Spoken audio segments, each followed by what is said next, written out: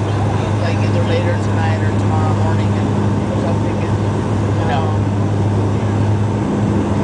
of course, the lady that was announcing, she was staying this night. Shit, Gundy Bozeman. People, yeah, they're not like, nice and tall.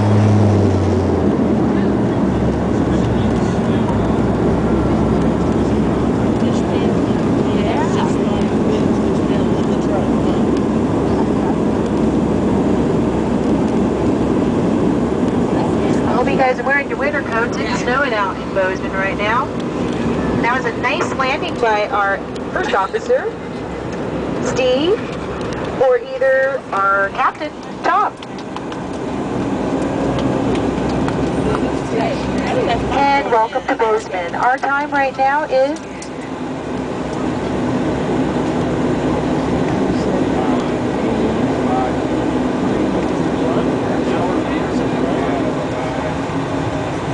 I do believe there's an hour difference, so it should be about 10.